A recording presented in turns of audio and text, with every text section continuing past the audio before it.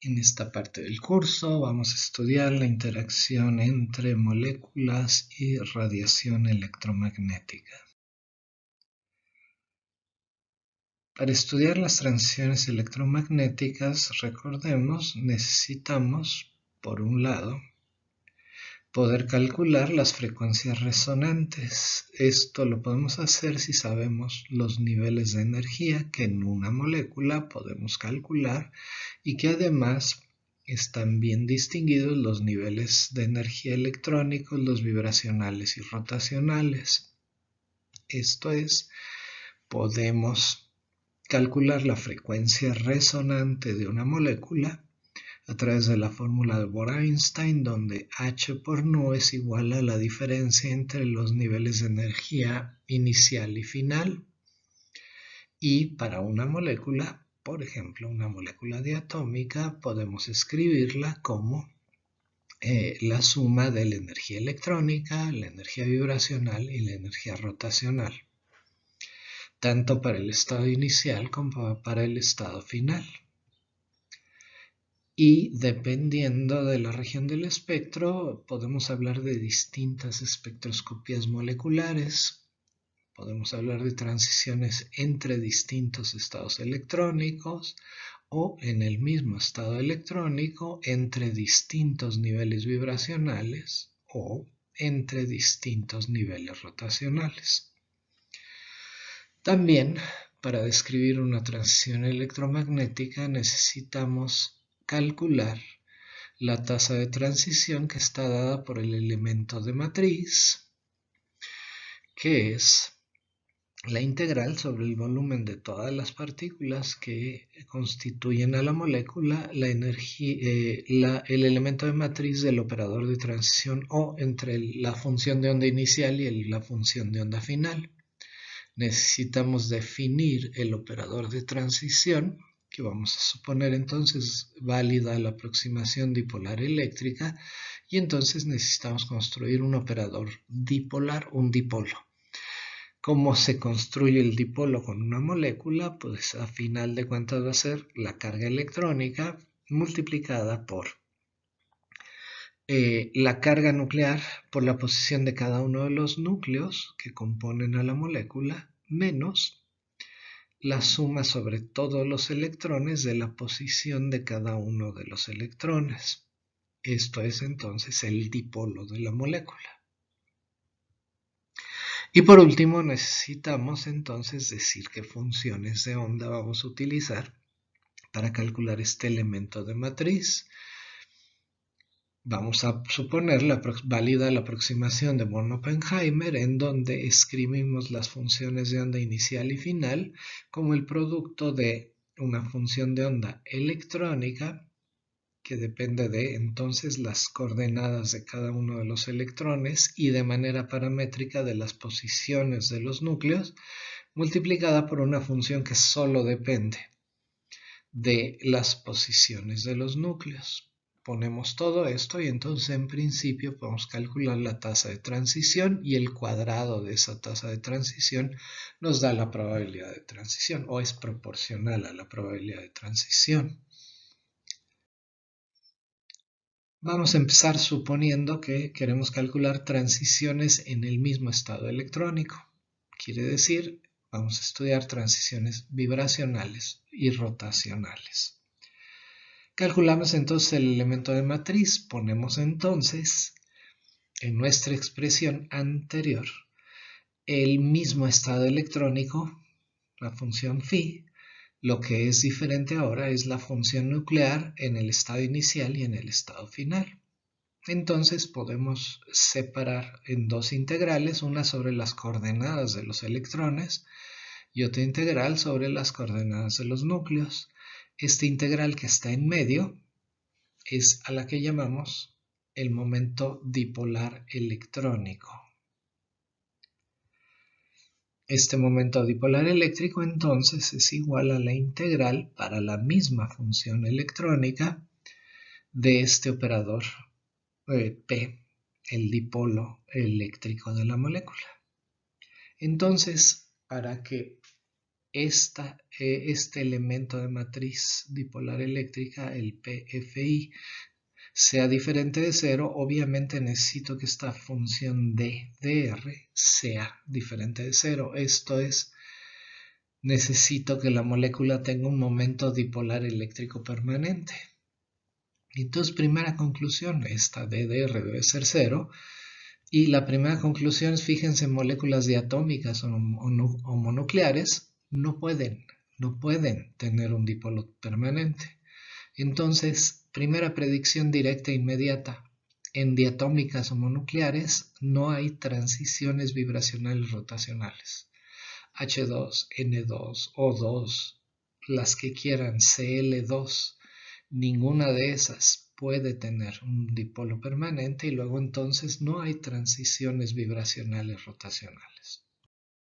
Podemos hacer las cosas con un poco más de detalle si escribimos la función de onda nuclear como el producto de una función radial nuclear por un armónico esférico que tiene los números cuánticos J y M.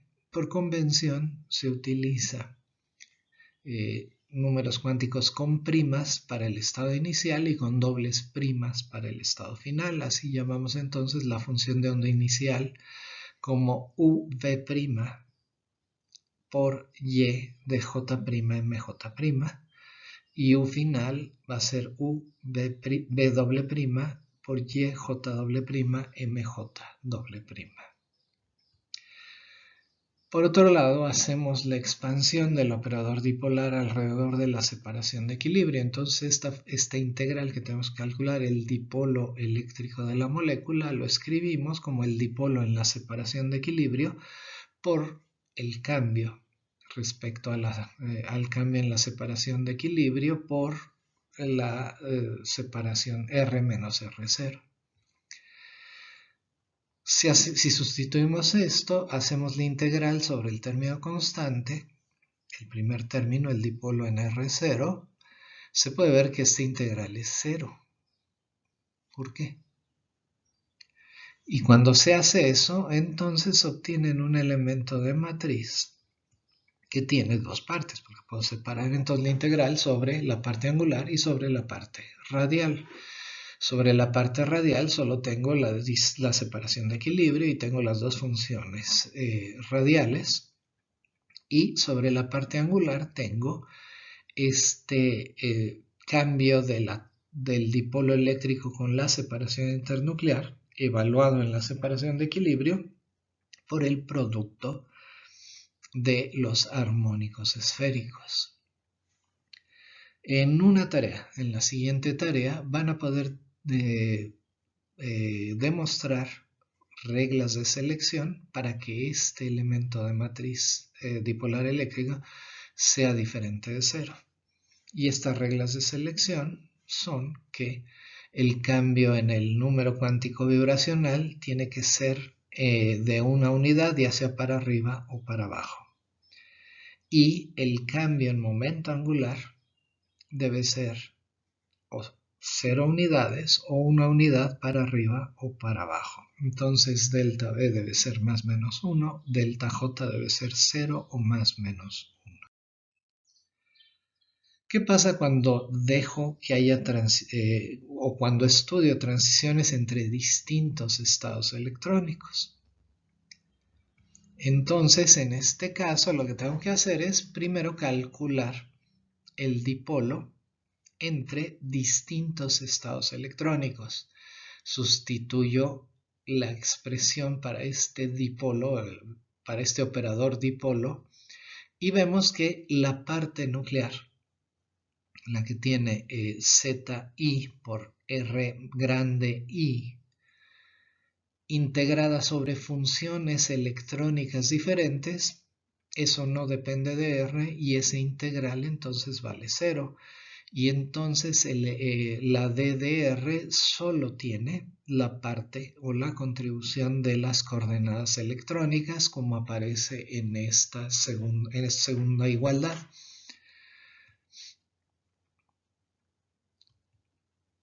Ahora vamos a suponer que esta integral no cambia mucho con R y entonces sustituimos en esta DDR el valor en la posición de equilibrio.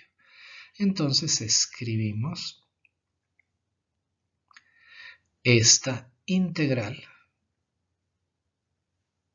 para el elemento de matriz dipolar eléctrico.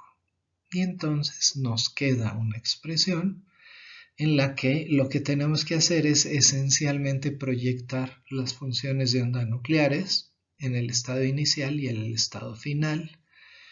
Y esto nos da lugar a lo que se llama el principio de Frank-Condon de transiciones verticales entre distintos estados electrónicos. Aquí lo que se representa es la curva de potencial para el estado inicial y para el estado final, y suponemos que las funciones de onda nucleares son tipo oscilador armónico, que tienen entonces los lóbulos máximos de las funciones de onda en los puntos clásicos de retorno, y entonces este principio de Frank-Condon nos dice que las transiciones ocurren de manera vertical, de manera más probable. O sea, la probabilidad es máxima cuando la transición es vertical. Quiere decir el máximo de la función de onda en el estado, vamos a decir, inferior B', corresponde también al máximo de la función de onda vibracional, pero en el estado superior W'. Y entonces hablamos de transiciones verticales. Se les presenta aquí un espectro electromagnético y las regiones, en términos generales, en donde ocurren las distintas tipos de transiciones en moléculas, y entonces esto sirve para medio clasificar espectroscopías moleculares. En la región del visible y el ultravioleta es donde tenemos principalmente las transiciones electrónicas. En el infrarrojo es donde tenemos fundamentalmente transiciones vibracionales, y en microondas es donde aparecen las transiciones rotacionales. Vamos a ver un poco más adelante que en la región de ultravioleta y en rayos X se puede dar otras espectroscopías que también dan información muy útil sobre la estructura de las moléculas. Entonces, cuando uso una fuente de luz que puede arrancar electrones de un átomo, lo que estoy haciendo es haciendo espectroscopía de fotoelectrones. Esto se basa en el descubrimiento de Einstein en 1905, la explicación de Einstein del efecto fotoeléctrico descubierto por Hertz, y además estudiada la dependencia en frecuencia por Lennard. Poco después, Einstein propone la expresión que relaciona la energía de los fotones con la energía cinética de los electrones que son desprendidos del material. Entonces la relación de Einstein dice que la energía de los fotones, h por nu, debe ser, por un lado, la energía necesaria para arrancar al electrón, la energía de amarre, y el resto de esa energía de los fotones se convierte en energía cinética del electrón. Entonces, conservación de energía. Para hacer un experimento de espectroscopía de fotoelectrones, ¿qué es lo que necesito? Pues necesito una fuente monocromática de radiación, de tal manera que nu sea una constante y pueda utilizar la expresión de Einstein para estudiar la energía de los fotoelectrones. Esta fuente monocromática de radiación tiene que quedar en el visible, en rayos X o en el ultravioleta. Y necesito también un detector para medir la energía cinética de los electrones. Si tengo estos dos ingredientes, H nu y S, entonces de ahí puedo inferir la energía de amarre de los fotoelectrones. En principio el experimento, de manera esquemática y más o menos caricaturizada, lo que tengo es una fuente de luz que monocromatizo. Aquí se pone un prisma, puede ser un espectrómetro, en fin, y esa luz monocromática se hace incidir sobre una hoja, por ejemplo, de metal, o sobre los átomos que voy a estudiar. Si los fotones tienen suficiente energía, van a desprender electrones, y pongo una placa retardadora, vamos a decir, a la que aplico un potencial que puedo variar, y entonces con eso puedo estudiar la energía cinética con la que salen los electrones. Tengo una placa colectora que me permite medir el número de fotoelectrones en función de la frecuencia de la luz que estoy empleando. Entonces, si tengo H nu bien conocida, por ejemplo, puedo estudiar, si sé la energía cinética con la que salen los electrones, puedo estudiar los niveles de energía de orbitales en un átomo o en una molécula. Por ejemplo, aquí les pongo el ejemplo de un metal de transición. Supongamos que la energía de los fotones está dada por la longitud de esta flecha que se pone aquí. Y entonces el cero de energía es la energía a partir de la cual los electrones salen libres del átomo. Entonces la energía cinética va a ser lo que le sobra a la flecha desde este cero en energía a partir de los distintos niveles de energía de los electrones en un átomo. Y entonces aquí se muestra en un metal de transición los niveles de energía de las capas 3D, 3P y 3S, por ejemplo, y queda claro entonces que el electrón 3D sale con una energía cinética mayor que los electrones 3P o los electrones 3S, que salen con energías cinéticas cada vez menores. Si yo sé entonces la energía de mis fotones, puedo, y mido la energía cinética de los electrones, puedo con espectroscopía de fotoelectrones asignar orbitales atómicos o moleculares a mi sistema. Primero, ¿de dónde saco entonces los fotones con una energía H nu conocida? Bueno, una de las formas es obtener una lámpara mediante una descarga. Por ejemplo, es muy útil considerar una descarga de helio que tiene entonces radiación característica, usualmente es ultravioleta y muy útil para producir espectros de fotoelectrones. Entonces se usa muchísimo descargas de helio. También pueden utilizarse tubos de rayos X, de los mismos que, del estilo de los que empezó a utilizar Röntgen hace más de ya 120 años. También se puede utilizar, y estas son herramientas bastante más recientes, apenas tienen un poco más de 50 años de que empezaron a utilizarse, fuentes de luz de sincrotrón o radiación sincrotrónica, que esta luz es usualmente ultravioleta o rayos X, es la región donde se utiliza más, es la luz emitida por electrones muy relativistas. Quiere decir, su energía es bastante mayor que su energía en reposo, que se mueven en una trayectoria circular.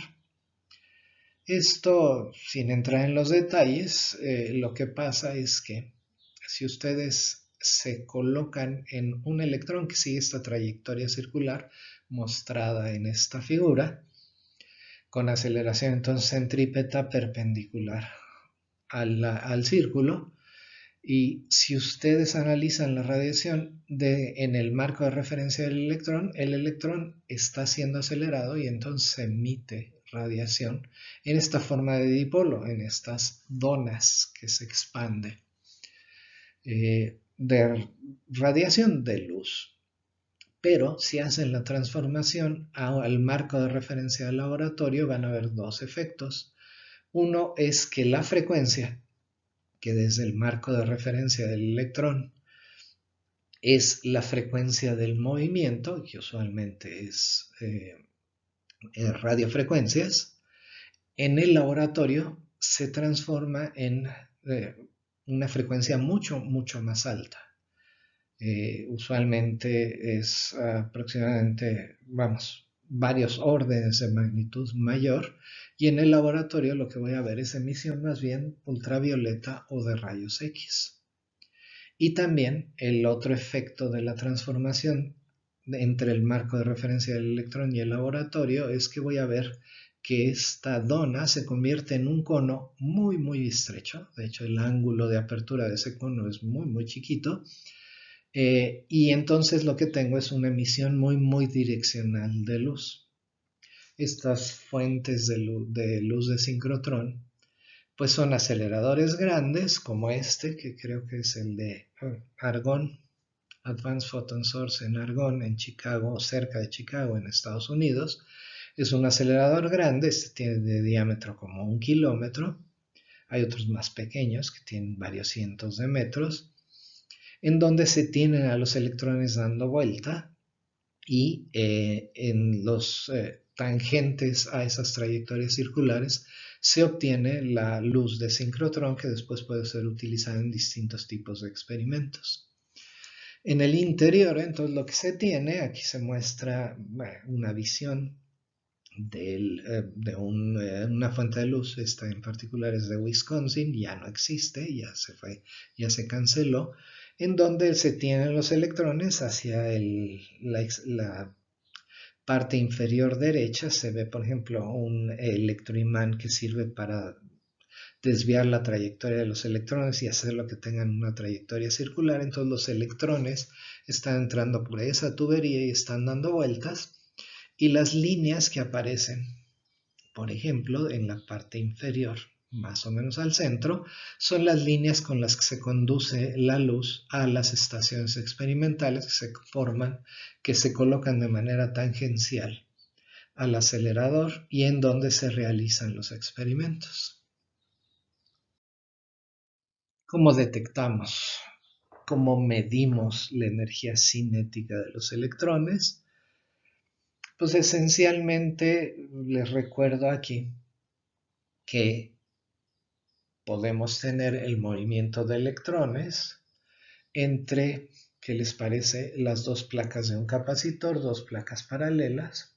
Entonces, lo que hago es pongo un electrón que tiene una energía cinética dada entre dos placas paralelas que tienen una diferencia de potencial B más menos. Pongo el menos arriba para que justo sea un potencial que sea repulsivo para los electrones. Si logro obligar a los electrones a que incidan con una energía cinética dada a un ángulo dado, entonces esencialmente aquí lo que tengo es un movimiento en un campo eléctrico constante, y el movimiento va a ser de tiro parabólico. Entonces, dada esta situación, si mido la posición en la que los electrones llegan de regreso a la placa, tengo la energía cinética si sé la diferencia de potencial entre las placas. Entonces, después de tanto tiempo, ya encontramos una aplicación al tiro parabólico. Sirve para medir la energía cinética de electrones. No es la única manera. Otra forma muy cómoda y conveniente es, supónganse que tienen dos esferas que mantenemos a potencial eléctrico constante, a una diferencia de potencial constante. Las curvas de equipotenciales son entonces esferas concéntricas también, y si tengo un electrón que se mueve en esa curva equipotencial, pues va a estar dando vueltas todo el tiempo. Ahora, esto no me sirve de mucho si tengo las dos esferas y todo lo demás, porque no me deja dónde poner un detector. Pero si construyo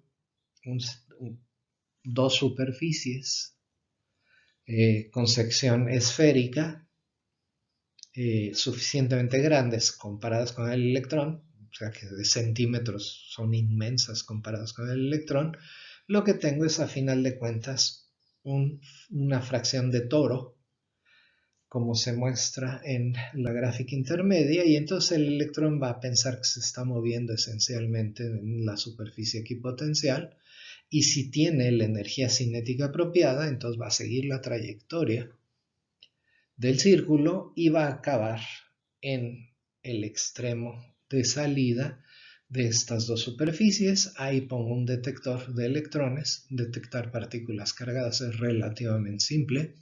Basta con que tenga superficie con función de trabajo de tipo Einstein suficientemente baja como para que en el momento que incide el electrón produce más electrones y esos los puede ir amplificando. Esto se muestra entonces abajo en la figura, la construcción a final de cuentas de uno de estos analizadores de energía cinética. ¿Y cómo puedo entonces analizar la energía cinética? Cambiando la diferencia de potencial entre las dos superficies y viendo cuándo es que llegan electrones a mi detector. Entonces puedo obtener esto que llamamos un espectro de fotoelectrones. En el eje horizontal, esencialmente lo que se está haciendo es cambiando esta diferencia de potencial entre las placas, y en el eje vertical se tiene el número de fotoelectrones que llegan en una unidad de tiempo, en el tiempo en que se está haciendo el experimento. Y entonces lo que se ve es que aparecen toda una serie de picos donde hay fotoelectrones, y aquí la serie de picos que se pone es el espectro de fotoelectrones en una descarga que se tuvo en algún momento de argón y cloro. El argón se usaba para estabilizar la descarga de cloro, entonces por eso tiene que aparecer los fotopicos de argón, que además sirven de referencia.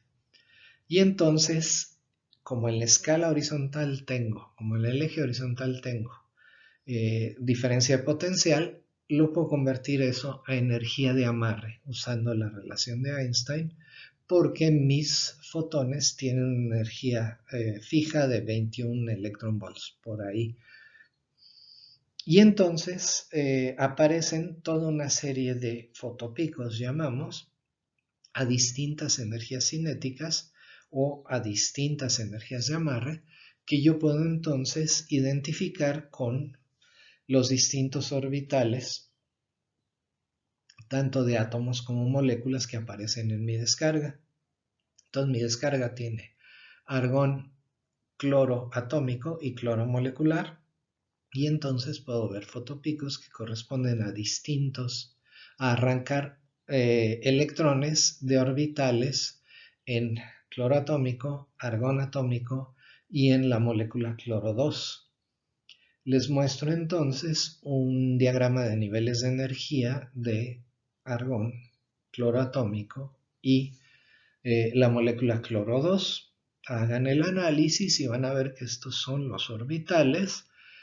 Lo importante es que consideren que le estoy quitando un electrón a cada uno de estos átomos o moléculas, y entonces puedo identificar bien de dónde provienen estos fotoelectrones.